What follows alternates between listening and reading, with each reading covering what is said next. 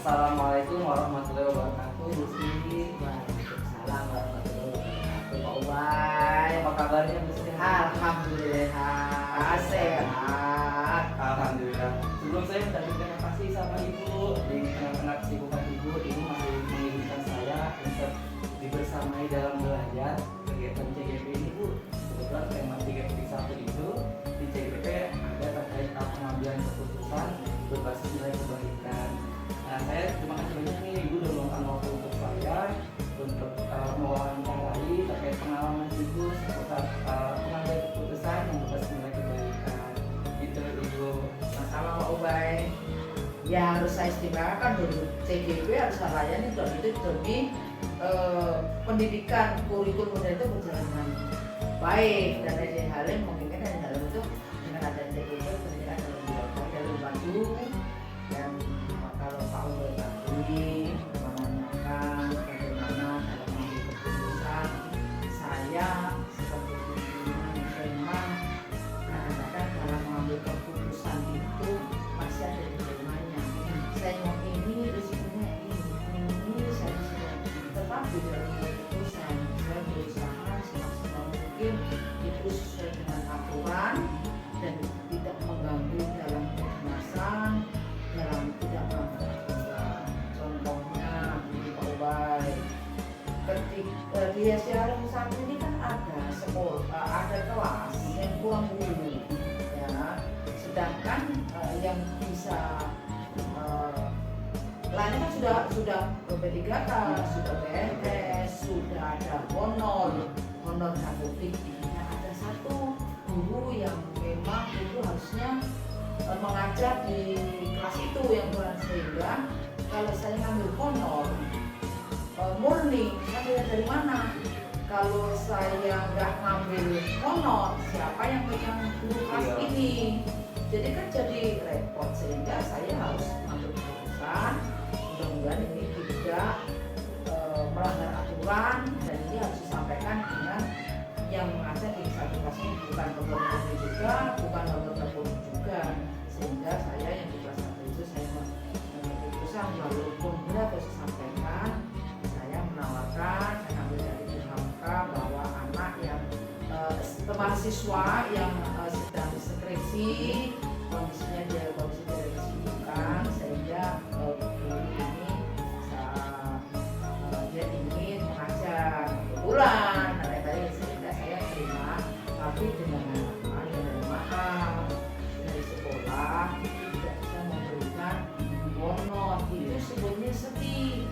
Oh nggak apa-apa Bu, nggak apa-apa itu saya belajar. Nah itu yang kita harapkan. Jadi Pak Ubay pasti dari pimpinan pasti Anda ada pilihan, tapi film itu harus saya sampaikan walaupun pahit ya saya katakan pahit, manis saya katakan manis, tapi alhamdulillah sepertinya kelas 5 ini ya jilat-jilat aja di itu Pak Ubay. Iya, berarti demi orientasi kebaikan bersama, utamanya orientasi kepada kebaikan pada prestasi. Iya betul, karena ini yang ditinggalin kan bukan buku, yang diselamatkan, yang harus dididik, dan saya kebetulan mengambil mahasiswa itu memang PGSD, jadi mereka tinggal menyusun skripsi, itu Pak Ubay. Baik, Ibu luar biasa sekali pengalaman ini, sangat menarik Ibu. Selanjutnya Ibu, selama ini bagaimana Ibu dapat mengidentifikasi kasus-kasus yang merupakan dilema etika atau dilema moral pengadilan? Oke, jadi gini, kalau faktor-faktor ya Pak, jadi gini, ketika sama masalah faktor, saya menggunakan faktor-faktor ini. Saya tidak berani, namanya Pak Ubay, Pak Ubay, ini ngaku begini, terus ada yang ngaku begini, saya tidak akan menerima ini. Harus kita cari faktor-faktor dulu, dan terkait dulu, setelah itu kita cari ilmuannya, dan memberikan saya tidak ada istilahnya begini, ada jangan sampai saya jadi pimpinan dicap di rumah ada anak emas, ada anak perak, atau saya tidak, semua saya akan lakukan sesuai dengan aturan dan itu dan yang benar. Memang itu benar Pak Ubay, ada yang saya lakukan dan saya tidak dari fakta-fakta dan kata-kata menyesuaikan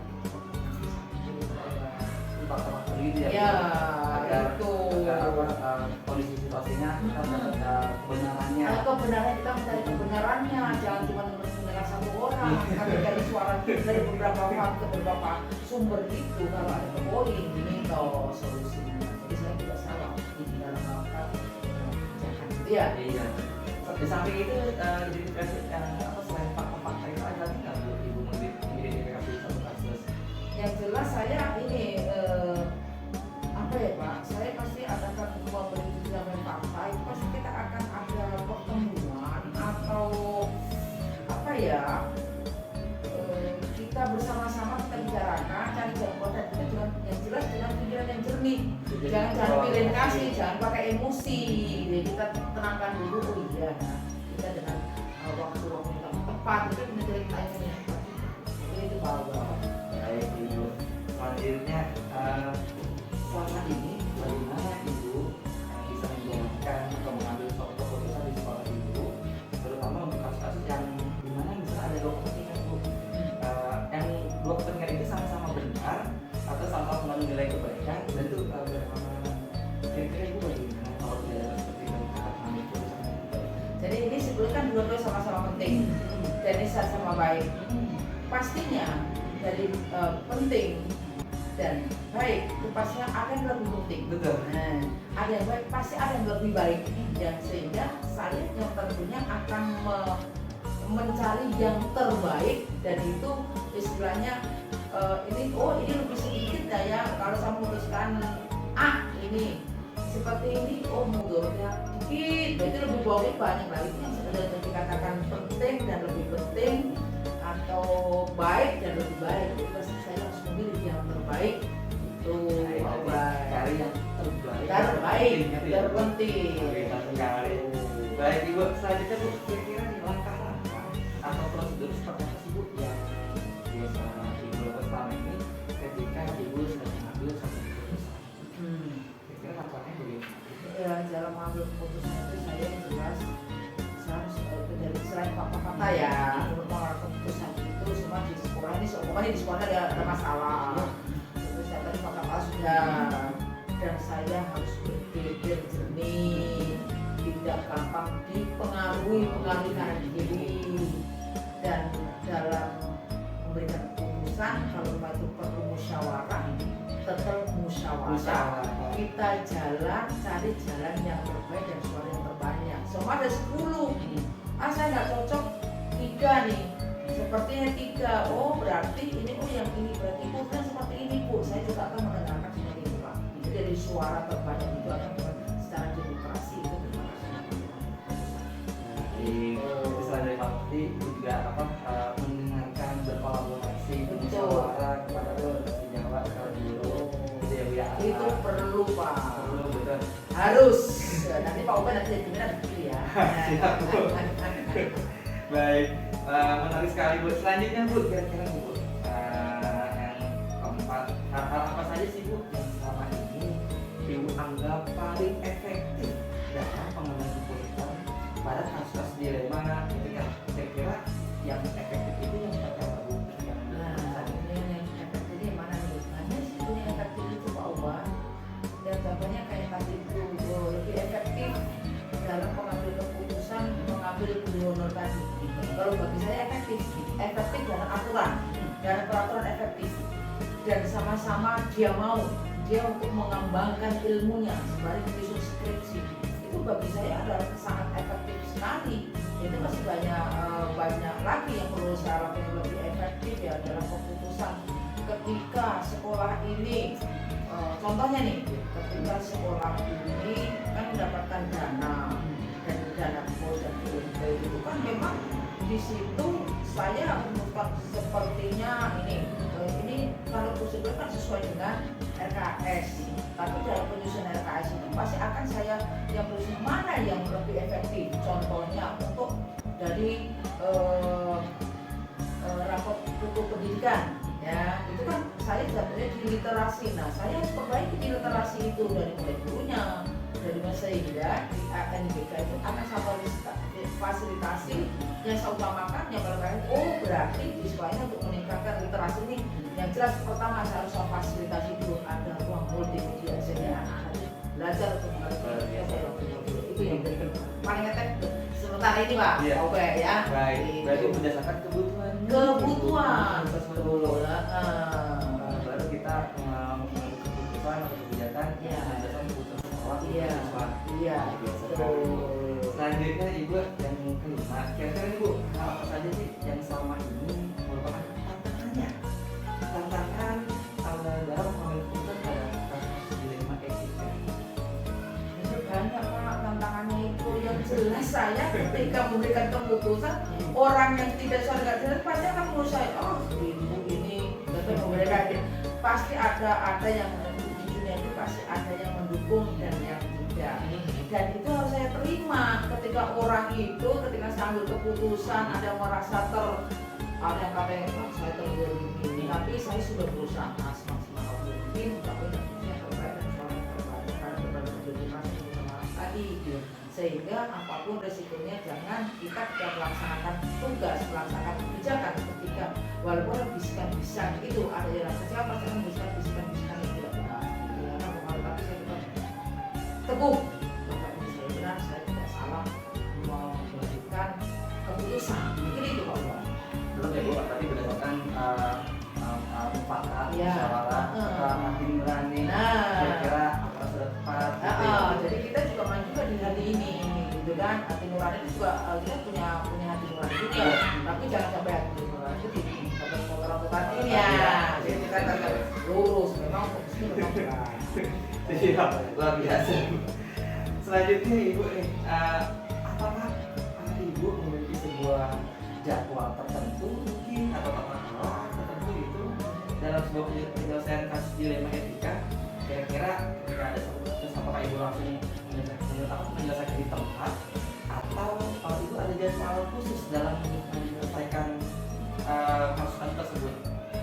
Oh, jadi kalau dalam misalnya kasus itu Pak Oba ini saya lihat dulu dong frekuensinya berat tidaknya apakah langsung harus bertindak harus langsung contohnya yang harus bertindak sampai oh ini pas saya di lapangan anak-anak ada yang jatuh dan itu terluka harus saya bisa bergerak cepat ini tanpa kompromi dengan lain ini dengan berolahraga dan cepat Pak Oba itu harus cepat itu kan bukan masalah itu ya saya harus pastinya langsung menentukan dulu dari mana sumbernya dari mana yang benar apa tidak kita dari informasi sehingga dalam itu pasti akan saya jawabkan karena jawabkan itu sesuai dengan kondisi masalah Itu berarti yang saya tangkap sesuai dengan kondisional, betul situasional Ibu ya. betul Nah, ketika memang dibutuhkan keputusan yang tepat, maka harus segera dilaksanakan. iya Tepat. Nah, ketika tidak membutuhkan keputusan yang tepat, iya Ibu berdasarkan apa terlebih dahulu, musyawarah lebih dahulu, ada lebih tepat ya Bu. iya jangan sampai salah langkah Jangan sampai salah. nggak tahu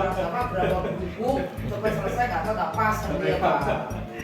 Baik, bagi Ibu selanjutnya Ibu yang ketujuh, adakah seseorang atau faktor-faktor apa nih yang selama ini bisa mempermudah atau membantu Ibu dalam pengambilan keputusan dalam kasus-kasus dilema etika yang paling membantu Ibu? Tentunya saya kan sini punya tim ya, ini juga stakeholder di sekolah ini. Dalam mengambil keputusan, kalau dalam kondisi saya ini saya memang harus ada masukan juga dan siapa yang bisa membantu saya. Gitu.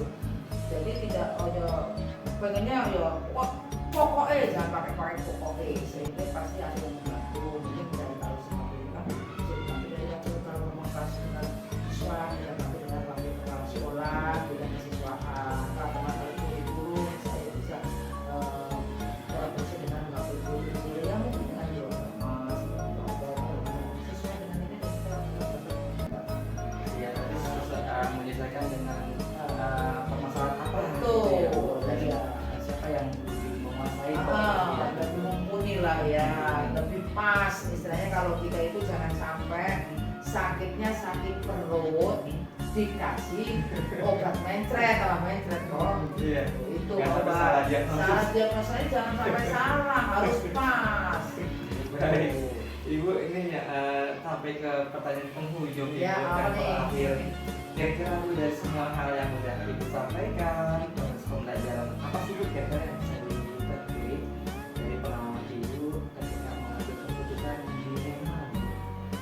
Ya dilema ini memang begini Pak Ubaya. Dilema itu memang itu perlu keberanian.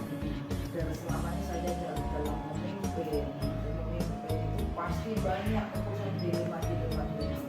Tapi saya harus tetap diteguh dalam pendirian, dalam arti dalam dilema itu saya tetap akan menjaga kesalahan.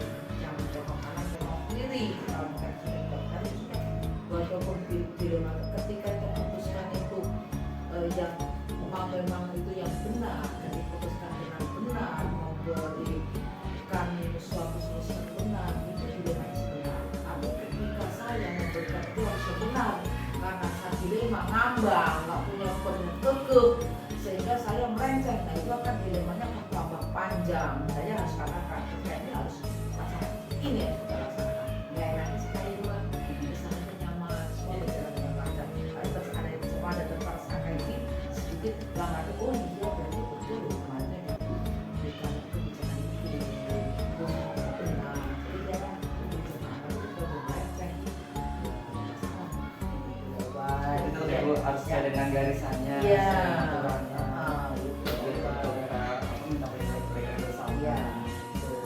Luar biasa Ibu, terima kasih. Saya Bu pertanyaannya sampai 8 soal. Tapi dari semua hal ini banyak banget Bu nilai-nilai yang bisa saya pelajari, saya dapatkan dari pengalaman Ibu. Mudah-mudahan dengan Ibu berbagi aksi baik di pagi hari ini, mudah-mudahan berkah dari Allah Subhanahu Wa Taala.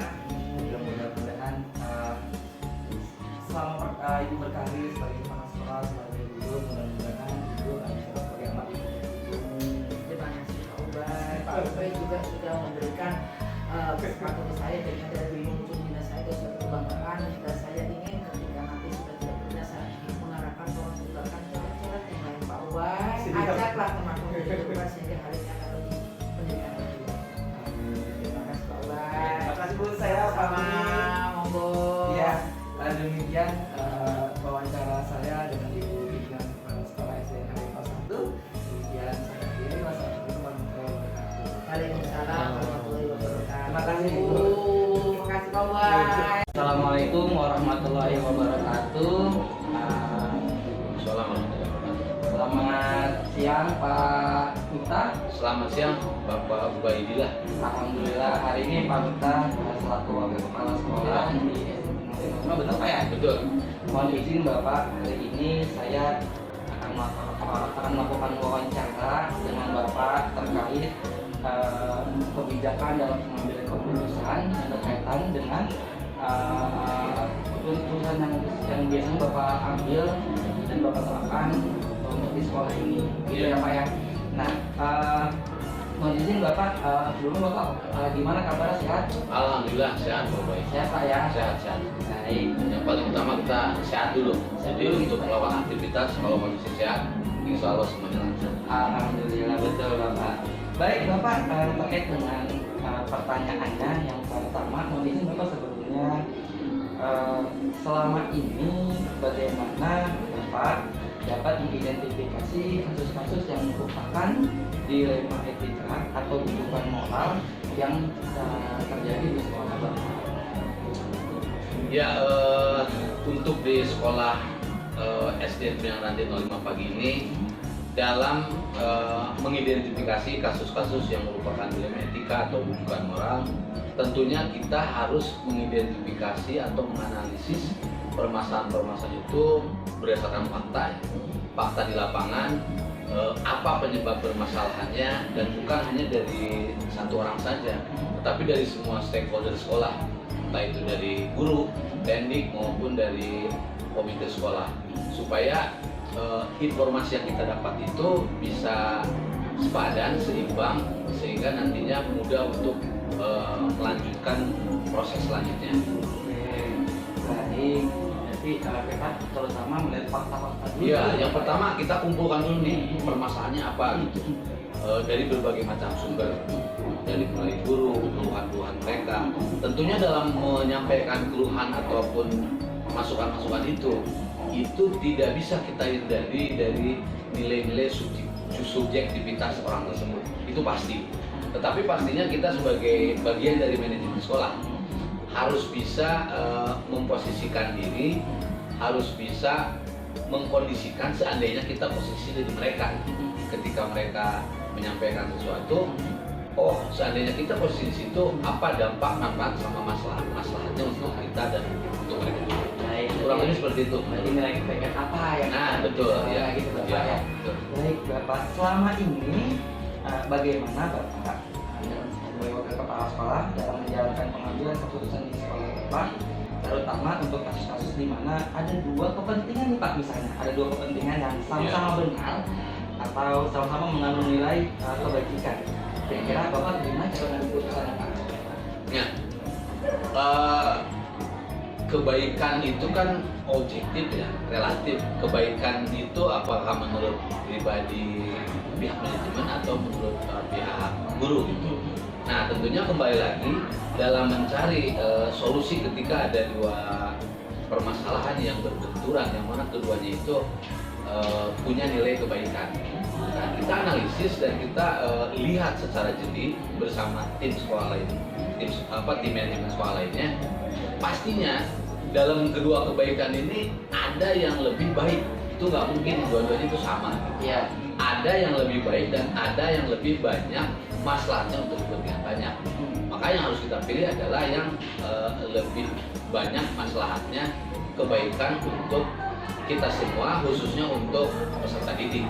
Karena memang utamanya adalah bermuara ke siswa ya, pelayanan untuk siswa. Berarti orientasinya mana yang lebih baik, mana yang lebih data dari kebenaran, dan tetap harus berpusat kepada peserta didik. Iya, pada akhirnya apapun itu orientasi dan muaranya itu harus ke kepentingan peserta didik, bukan lagi ke kepentingan manajemen sekolah atau guru-guru yang sifatnya hanya sementara. Luar biasa sekali Bapak. Baik Bapak, selanjutnya kira-kira nih Pak, langkah-langkah atau prosedur seperti apa nih yang biasa Bapak lakukan selama ini Pak dalam mengambil keputusan? Nah, selama ini yang sudah kita jalani bersama ya di Binaan Nanti 05 manajemen sekolah itu, kepala sekolah, dan saya mungkin posisinya sebagai wakil bendahara, urus barang dan operator itu. Yang pertama adalah kita mengumpulkan semua fakta, data, informasi yang yang kita dapatkan dari teman-teman melalui rapat ya. Kemudian yang kedua, baru kita analisis nilai-nilai kebaikan yang bisa kita kumpulkan untuk menjadi bahan diskusi kita dulu manajemen sekolah. Karena ada permasalahan yang memang bisa diselesaikan secara musyawarah umum, artinya orang bisa semua dilibatkan. Tapi ada permasalahan yang memang hanya cukup internal manajemen sekolah saja. Karena yaitu balik lagi semakin banyak orang biasanya kan semakin banyak pendapat dan nilai-nilai egoisme dan emosinya itu bisa terkontrol. Itu di atas sana. Kemudian yang ketiga, kita ini kan punya hati nurani ya, Betul. naluri. Tidak semua yang sifatnya itu bisa kita putuskan. Terkadang kita rasakan dulu menurut hati kita, balik dulu ke hati kita, apakah memang permasalahan ini perlu diputuskan secara langsung atau perlu waktu untuk merenung dulu, entah itu kepala sekolah ataupun kita, sehingga nanti dalam memutuskan itu mendapatkan sebuah jawaban yang akurat, terarah dan pasti, sehingga itu dampaknya memberi maslahat untuk orang banyak. Kemudian yang terakhir adalah membuat refleksi dan evaluasi.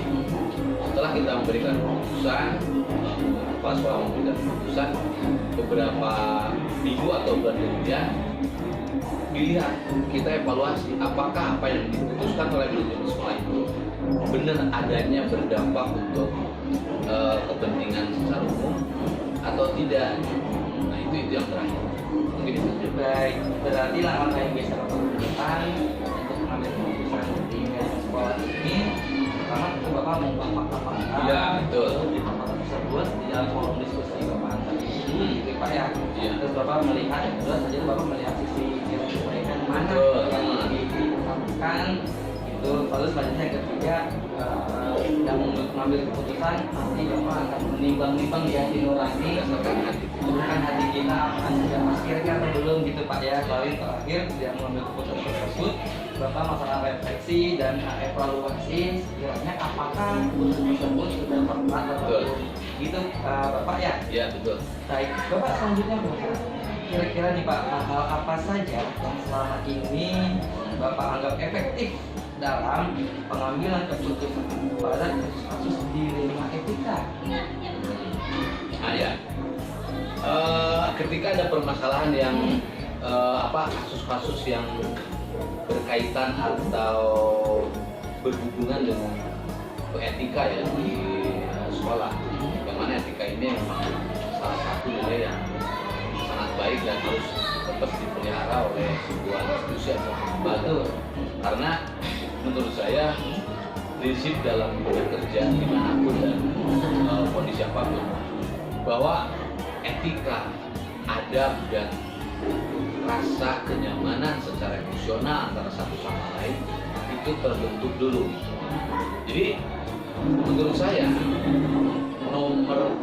hal yang pertama yang harus kita junjung dan yang harus kita prioritaskan itu adalah pembentukan kesepakatan, kenyamanan, rasa emosional antara mahasiswa dengan guru atau dengan teman yang lainnya, sehingga seberapa besar dan seberapa rumitnya masalah di sekolah, ketika emosi antara kedua belah pihak itu sudah terbentuk, maka biasanya semuanya akan terpecahkan dengan baik. Dan yang kedua tentunya nilai-nilai spiritual yang harus kita junjungi, bahwa jelaskan dalam Al-Quran wasawirhum bil amri, kalau ada masalah apapun musyawarah hati ke hati, maka insya Allah juga akan memberikan jalan. Benar nggak Pak? Baik, berarti menunjukkan nilai etika dan nilai spiritual di dalam keputusan yang sifatnya urgent dan untuk masalah orang banyak, untuk kemaslahatan orang banyak. Iya. Pak ya, yang lebih efektifnya. Baik Bapak, selanjutnya nih Pak, kira-kira Pak, hal-hal apa saja yang selama ini merupakan tantangan dalam pengambilan keputusan pada kasus-kasus di etika? Ini lebih ke tantangan Pak. Kira tantangannya apa? Tantangan ataupun hambatan yang sering kita rasakan dalam menyelesaikan sebuah permasalahan adalah ketika permasalahan ini berseberangan atau bertabrakan dengan peraturan yang baku dari atasan kita. Contoh, mungkin kalau aturan yang dibuat oleh pihak sekolah, saya rasa ya itu masih bisa didiskusikan. Tetapi kalau memang itu aturan yang dikeluarkan oleh pihak dinas, kementerian maupun gubernur, contoh hal kecil masalah pengelolaan anggaran. Contohnya ya, dalam pengelolaan anggaran itu yang mana aturan penggunaan, aturan belanja dan lain-lain itu dibatasi dan ditentukan oleh mereka. Sedangkan fakta di lapangan, sekolah itu sebenarnya membutuhkan kegiatan-kegiatan, benda ataupun barang yang sifatnya itu dibutuhkan oleh anak-anak. Nah, di situ sebenarnya tantangan kita bagaimana bisa mengkondisikan kebutuhan-kebutuhan yang dibutuhkan oleh anak-anak, tetapi aturan ini tidak ada gitu loh. Nah itu bagian dari tantangan, bagaimana caranya kegiatan itu tetap terlaksana, peraturan itu juga tidak ditabrak sepenuhnya.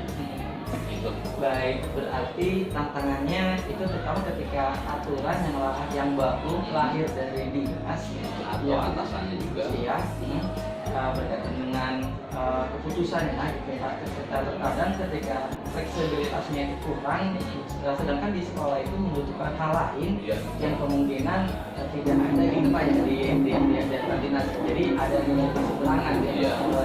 Itu yang tantangan lebih berat itu Pak ya. Menurut saya sih itu karena apa ya, kita nggak mungkin melawan arus, karena kita kan pelaksana di lapangan dan kepanjangan dari mereka.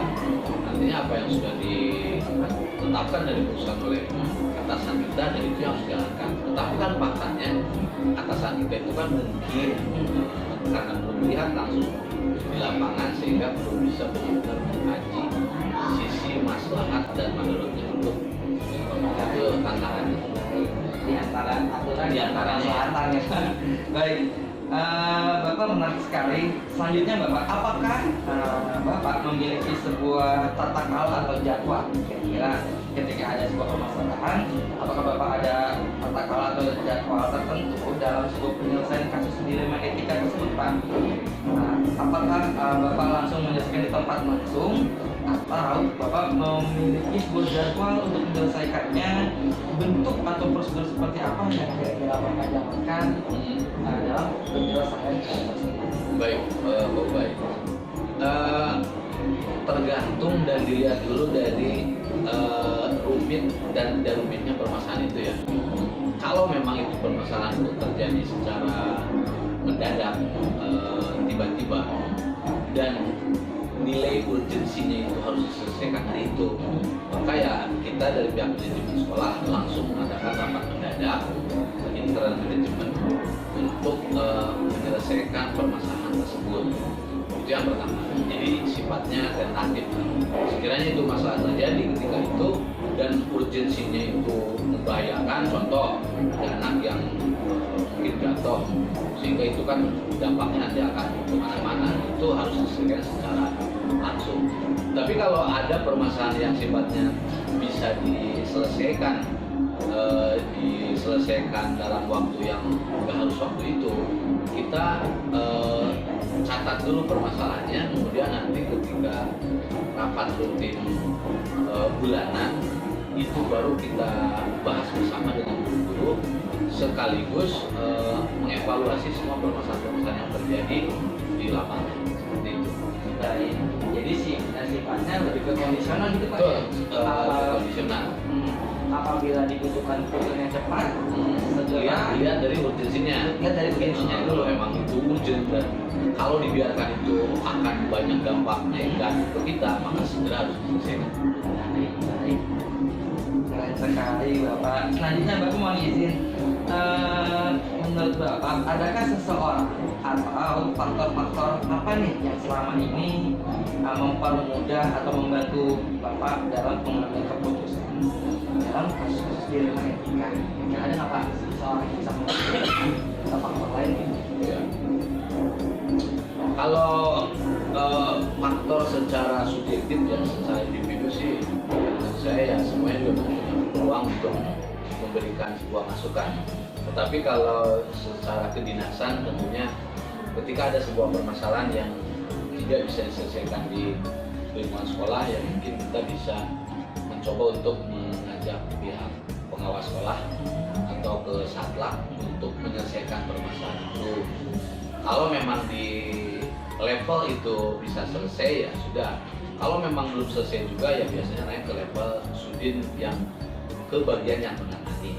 Artinya kembali lagi ke permasalahan itu seberapa jauh dan seberapa banyak dampak negatifnya untuk sekolah, maka disitulah kita mencoba untuk mencari jalan lain yang memang tidak bisa kita selesaikan. Tapi kalau secara individu antara kepala sekolah, wakil bendahara dan yang lainnya dan yang sifatnya dalam lingkungan sekolah, tentunya kita ini manusia, ada kelebihan dan kekurangan. Maka disitulah perlunya ada kolaborasi si manajemen sekolah itu supaya satu sama lain saling melengkapi dan mengisi. Kalau kita sendiri, contohnya kepala sekolah saja menyelesaikan masalah, ya saya rasa keterbatasan kita sebagai manusia dalam berpikir dan menemukan itu bisa menjadi faktor kurang objektif dan kurang teranahnya dalam menyelesaikan masalah. Seperti itu. Baik, menarik sekali Bapak. Jadi kesimpulannya kalau seorang atau individu yang bisa membantu mungkin semuanya bisa, tapi jika kita kesulitannya lebih rumit mungkin bisa koordinasi dengan Betul, iya. Jika tidak bisa diselesaikan misalnya kita studi atau tingkat dinas sesuai dengan bagian yang menangani masing-masing. Gitu Bapak ya. Ya. Baik, selanjutnya untuk faktor-faktornya yang bisa mempermudah, Bapak tadi mengatakan berkolaborasi, Iya. mungkin dengan kolaborasi dengan menyatukan kekuatan masing-masing individu atau bersama rekan itu kemungkinan bisa dapat sebagai salah satu cara untuk menyelesaikan permasalahan secara baik. Baik Bapak, selanjutnya pertanyaan terakhir Bapak, Dari semua hal yang telah disampaikan nih Pak, kira-kira pembelajaran apa nih yang dapat Bapak petik dari pengalaman Bapak selama mengambil keputusan di Lima Etika? Kira-kira pembelajaran apa nih Pak yang bisa Bapak petik dari pengalaman Bapak? Pengalaman selama saya bagian dari manajemen sekolah, tentunya yang pertama adalah pendewasaan diri, pendewasaan diri kita sehingga kita semakin dewasa dalam menghadapi dan menyelesaikan permasalahan. Kemudian yang kedua, semakin terbentuknya soliditas antara manajemen sekolah antara satu sama yang lainnya. Kemudian yang ketiga, menambah kekuatan dari pihak manajemen sekolah dengan pihak lain untuk sama-sama saling kerjasama dalam mengembangkan dan memajukan sekolah tersebut. Dan yang tentunya yang terakhir, semua permasalahan itu dimanapun pasti ada ya. Dan ada sebuah pepatah yang mengatakan yang membuat kita kuat itu adalah doa, yang membuat kita dewasa adalah masalah. Maka secara tidak langsung tuh pesan itu adalah perbanyaklah masalah kita. Tapi bukan berarti kita nyari masalah, tapi dengan cara banyak masalah dan kita menyelesaikannya dengan bersama, disitulah kita didewasakan dengan masalah itu. Gitu. Luar biasa dengan pendewasaan kita dan kearifan kita dalam rangka mengambil keputusan dari beberapa kasus yang Bapak sampaikan. Diharapkan semakin ada masalah yang kita hadapi dengan kedewasaan dan dengan sehat, maka akan semakin banyak pula kita dalam memahami diri kita sehingga lahirlah solusi terbaik tantangan kita itu sendiri. Terima kasih Bapak Miftah atas waktunya pada siang hari ini. Saya Bapak Muhammad Karim undur diri. Mudah-mudahan jawaban Bapak mengilhami saya dalam belajar. Mudah-mudahan ilmu yang Bapak bagikan dan taktik baik ini kepada saya mendapatkan hasil dari Gusti Allah. Saya mohon undur diri, Bapak mohon pamit. Ya, terima kasih Pak Ubay. Sukses selalu, mudah-mudahan perjalanan di guru penggerak angkatan 8 ya berjalan lancar dan mendapatkan ilmu yang bermanfaat sehingga nanti bisa diimplementasikan di dalam kegiatan sekolahnya, yang terutama adalah bagaimana fokus ke murid-muridnya seperti itu ya. Terima kasih Bapak, mohon doanya. Saya pamit. Assalamualaikum warahmatullahi wabarakatuh.